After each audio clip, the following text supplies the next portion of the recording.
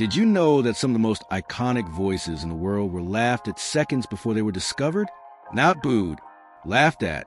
This story begins exactly like that, with quiet laughter, polite smiles, and a girl no one expected to matter. If you've ever felt underestimated, stay with this story, because how it ends might change how you see your own voice. Her name was Mara Santos. She was 19 years old, from a small coastal town in Iloilo, Philippines. She had never been on a plane before, never worn designer clothes, never stood under lights this bright. Around her were contestants from over 60 countries, confident, polished, backed by teams. Mara stood alone. When her name was announced, a few people laughed. Not loudly, just enough. The judges smiled politely. The kind of smile you give when expectations are already low. No one said out loud, but everyone thought it. She doesn't belong here. Mara grew up in a fishing village where dreams often stayed unspoken. Her mother sold fish at the market. Her father repaired boats with cracked hands. Music wasn't a career, it was an escape. Every night, she sang along to an old radio while waves hit the shore outside their nipa hut. She never had vocal lessons.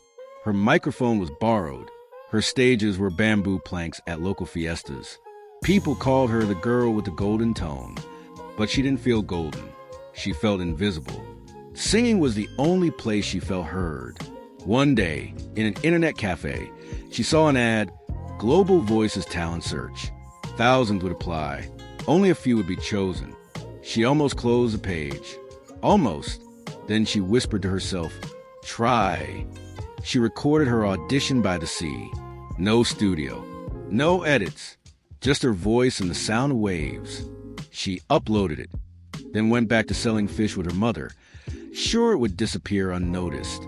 A week later, an email arrived. Top 100. She thought it was fake until the call started. Travel. Interviews. Singapore.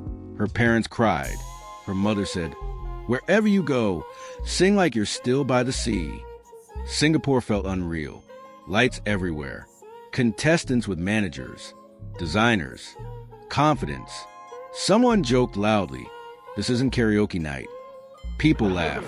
Mara wrote in her notebook, breathe, smile, remember home. During rehearsal, crew members ignored her until she sang. The room slowed. A sound engineer adjusted his headset. Her voice wasn't loud. It was honest. Someone whispered, she's different. On live night, she walked out barefoot in a plain white dress. The audience murmured again. Then the piano began.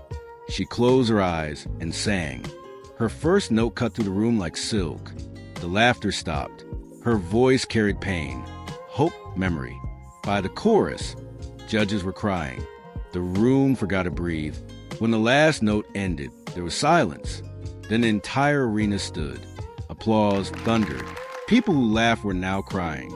Overnight, the video exploded online. Unknown Filipino girl stuns world. Her name trended globally, but pressure followed fame. Every round became harder. Backstage, she helped others rehearse, shared snacks, prayed quietly. Someone told her, you're the bravest here. She wasn't trying to win. She was trying to be real. In the finals, she sang an original song, English and Tagalog, about being laughed at, about believing anyway. The winner is Mara Santos from the Philippines.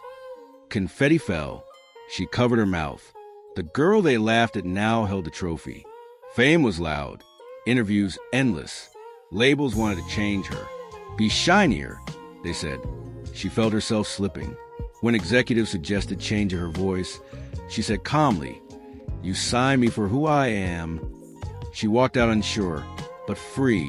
Her stripped-down album broke records. Critics called it brave.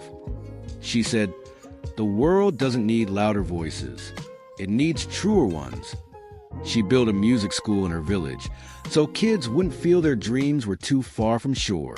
Years later, she returned to the same stage, this time as a guest. The same lights, a different woman. She told them, the moment you believe, you already belong. Asked about the people who laughed, she smiled. Without them, I wouldn't have learned to sing through fear. So if you've ever been laughed at, remember this. They laughed at Mara Santos too, and now the world listens. If this story moved you, share it. Someone else needs to hear it today.